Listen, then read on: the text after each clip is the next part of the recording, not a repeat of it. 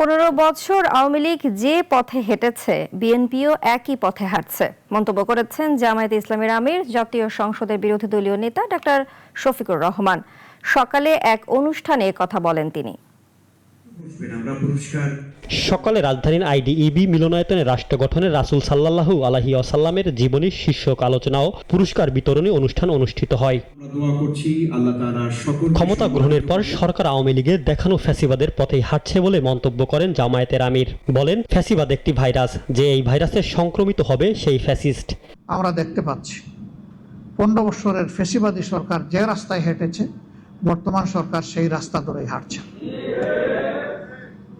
এই রাস্তা পরিবর্তন করতে হবে। এই রাস্তা ফ্যাসিবাদের রাস্তা।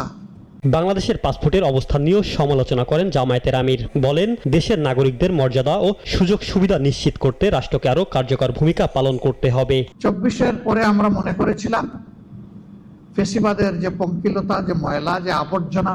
ডাক্তার শফিকুর রহমান অভিযোগ করেন, একটি বিশেষ দেশকে খুশি করতে গিয়ে বর্তমান সরকার বিভিন্ন অপকর্ম করছে। বিশেষ একটি দেশকে, রাষ্ট্রকে খুশি করার জন্য তার অনেক উপাদান এখান থেকে গায়েব করে দেওয়া হয়েছে। এখানে 47 সাল বা 46 সাল থেকে শুরু করে অনেকগুলা রাজনৈতিক সাংস্কৃতিক পরিবর্তনের যারা পুরোদা ব্যক্তিত্ব ছিলেন তাদেরকে তুলে আনা হয়েছিল। এর অনেক কিছু এখন গায়েব করে ফেলা হয়েছে নির্বাচিত সরকারের হাতে যখন আসছে।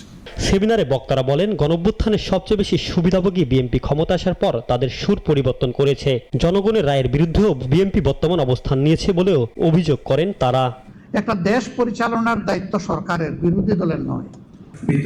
ইমরান শেখ, নাগরিক, ঢাকা।